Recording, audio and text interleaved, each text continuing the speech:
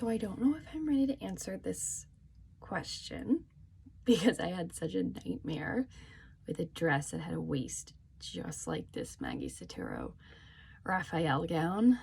And sorry for like the look. I try to film these before my boyfriend wakes up so he doesn't make fun of me while I'm doing it. But yeah, the waist on this Raphael dress, I'll put the photos here. Is my next question. How do I take in the waist of this dress when it has all that paneling and all that lace applique? And the other thing I'm going to mention is the waistband, because that can really screw with a seamstress if it's not sewn into the dress properly. So the first thing is that sometimes, typically the dresses are connected at the neckline and at the shoulders. So when I reach up between the lining layer and the lace layer, I can put my hand between them and I can access the boning and I can access the cup that's inside of it and everything, the waist seam, everything that I can get up in it.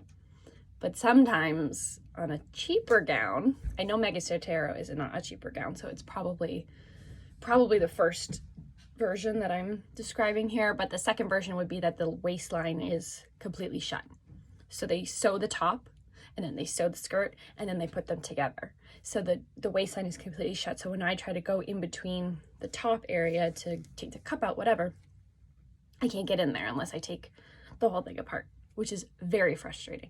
So the first thing I'm going to do is take the lace off of the dress, because sometimes the lace is appliqued all the way through the top layer of fabric on that gown. Next thing I have to do for that dress is take the boning out of the seam or off of the seam, take in the waist however much I need to, that ½ inch, that inch that I pinned in my fitting, and then put the boning back on and then connect the dress at the top again. And then I'm flipping it inside out and I'm putting the lace back on nicely over that seam so that nobody can see it and it looks exactly like it did previously. If the waist was shut though, I would have to take it, open it up, and then close the waist again and then do it on the other side, which I know sounds like it's like one step. It's like, 5-6 inches that you're opening the waist seam, but it's somehow so much worse. So the waistband is the other thing that I want to address.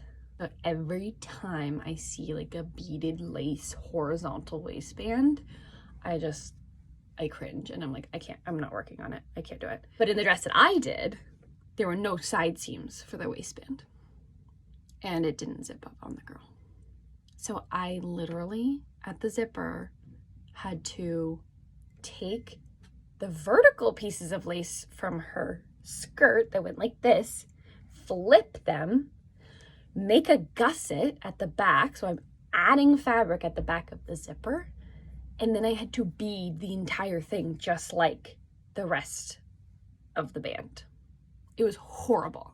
It looked good. It came out good, but it was just extreme. So hopefully this Raphael dress has a side seam in the belt and then the person doesn't have to literally create a whole new belt in order to make it fit somebody. And again, the size chart is so important here because you need a sales associate that's going to look at the size chart and look at the dress and be like, okay, should I make it fit her in the waist the best, the bust the best, or the hip the best? And for this dress, the hip doesn't really matter. It's a flowy skirt, so it's like, okay, you have some room there. The bust, yeah, I mean, unless she has like a huge, bigger proportion than the gown is to the hip and the waist ratio, I wouldn't worry about it too much.